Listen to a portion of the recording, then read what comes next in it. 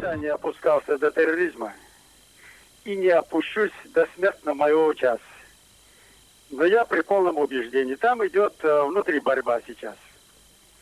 Россия хочет навязать нам внутреннюю чеченскую борьбу. И вместо этой получает уже внутреннюю российскую борьбу. Вот тот режим, который они привели туда, оккупационный, вот он сейчас ему и творит. Прежде всего, это отработка перед чеченским народом. А во-вторых, удержать российские войска максимально. Кому мешает, например, Романов? Нам он не мешал. Он лицо, которое подписал соглашение. Кому мешал Лобов? Нам он не мешал, он представитель президента. Взяли уголовников, собрали со всех тюрем и лагерей. Досрочно выпустили, одели в военную форму, выдали оружие и запустили, на совершение тягчайших преступлений против мирного населения.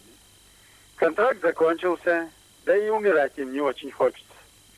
Вот теперь они с этим оружием опять идут в Россию, их не пускают. И идет война между ними. Военные действия ни на одну минуту не прекращались. Российская сторона, вот этот фарс, видимый фарс для успокоения мирового сообщества, не допуская сюда действительно наблюдателей из ООН и Европарламента, из парламентской ассамблеи специально созданной, закрыв им сюда дорогу, продолжали свою провокацию, ежечасно нанося ракетно-бомбовые удары каждый день, каждый час, не переставая. Мы терпеливо, надеясь, что ОБСЕ, ее представители дадут оценку этому явлению, не спровоцировать ситуацию, терпеливо выжидали. Хотя делегация и СНК от Чеченской Республики неоднократно требовали от меня, принять решение, прекратить всякие взаимоотношения, поскольку это с российской стороны невозможно выполнять. Мы выдержим любые испытания. Не лучше будет и в России, могу заверить.